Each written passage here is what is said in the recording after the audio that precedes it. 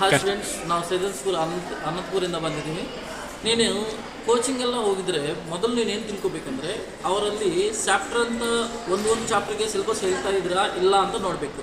ಡೈರೆಕ್ಟಾಗಿ ನಾವು ಎಕ್ಸಾಮ್ ಇಟ್ಟು ಅದು ಎಕ್ಸಾಮ್ ಎಕ್ಸ್ಪ್ಲೇನ್ ಮಾಡಿದರೆ ನಿನಗೆ ಆ ಎಕ್ಸಾಮಲ್ಲಿ ಕ್ವಶನ್ಸ್ ಹೇಗೆ ಆನ್ಸರ್ ಮಾಡಬೇಕಂತ ಗೊತ್ತಿಲ್ಲ. ಅದಕ್ಕೆ ಮೊದಲು ನಾವೇನು ಮಾಡಬೇಕಂದ್ರೆ ಸಬ್ಜೆಕ್ಟ್ಗೆ ಎಷ್ಟು ಚಾಪ್ಟರ್ಸ್ ಇರುತ್ತಂತ ಆ ಚಾಪ್ಟರ್ಸ್ ಓದಿ ಒಂದೊಂದು ಚಾಪ್ಟರ್ಗೆ ಪ್ರಾಕ್ಟೀಸ್ ಮಾಡಬೇಕು. ಅದಕ್ಕೆ ನಾವು ಏನು ಮಾಡ್ತೀವಿ, ಮೊದಲು ಸ್ಟೂಡೆಂಟ್ಗೆ ಮೆಟೀರಿಯಲ್ ಕೊಟ್ಟು ಆಮೇಲೆ ಅವ್ರಿಗೆ ಚಾಪ್ಟರ್ಗೆ ಒಂದೊಂದು ಕ್ವಶನ್ಸು ಈ ಥರ ಆನ್ಸರ್ ಮಾಡಬೇಕಂತ ಹೇಳ್ತೀವಿ. ಮೊದಲೆಲ್ಲ 3 ತಿಂಗಳು ನಾವೆಲ್ಲ ಚಾಪ್ಟರ್ಸು ಒಂದು ಕ್ವಶನ್ಸು ಹೇಗೆ ಆನ್ಸರ್ ಮಾಡಬೇಕಂತ ಹೇಳ್ತೀವಿ.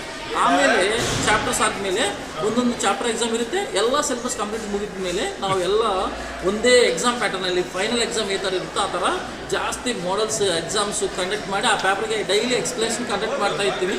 ಅಲ್ಲಿ ಅದೇ ಥರ ನಾವು ನಿಮಗೆ ಜಾಬ್ ಬರೋವರೆಗೂ ಈ ಥರ ನಾವು ನಿಮಗೂ ಎಕ್ಸಾಮ್ಸ್ ಕಂಡಕ್ಟ್ ಮಾಡ್ತೀವಿ. ಈ ಥರ ನಮ್ಮ ಹತ್ರ ಕೋಚಿಂಗ್ ಸಿಗುತ್ತೆ. ಬೇರೆಯವರಿಗೆ ನಮಗೆ ಇರೋ ಡಿಫ್ರೆನ್ಸ್ ಇದು. ಈ ಥರ ನೀವು ಡಿಫ್ರೆನ್ಸ್ ನೋಡಿ ಎಲ್ಲಿ ಕೋಚಿಂಗ್ ಸೆಂಟರ್ ಹೋಗ್ರಿ, ನಿಮ್ಮಿಷ್ಟ ಅದು. ಮೊದಲು ಹೋಗೋಕ್ಕೆ ಮುಂಚೆ ಅಸಲು ಈ ಥರ ಫೆಸಿಲಿಟೀಸ್ ಕೊಡ್ತಾ ಇದ್ದಾರೆ, ಆ ಫೆಸಿಲಿಟೀಸ್ ನಾನು ಯೂಸ್ ಮಾಡ್ಕೊಂಡಿದ್ರೆ ಜಾಬ್ ಬರುತ್ತೆ ಇಲ್ಲ ಅಂತ ನಾವು ಮೊದಲು ನೋಡಿ ಆಮೇಲೆ ಜಾಯ್ನ್ ಆಗಬೇಕು.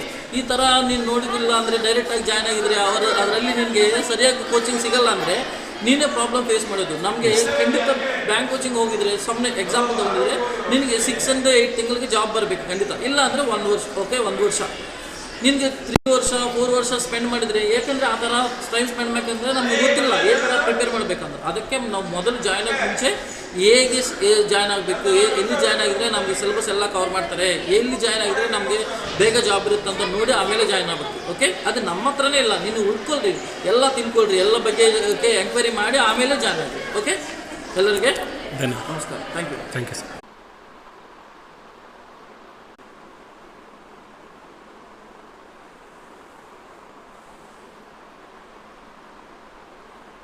ನೋಡಿ, ಮಾಡೆಲ್ ಕ್ವಶನ್ ಪೇಪರ್ ಪ್ಯಾಟ್ರನ್ ಇದೆ,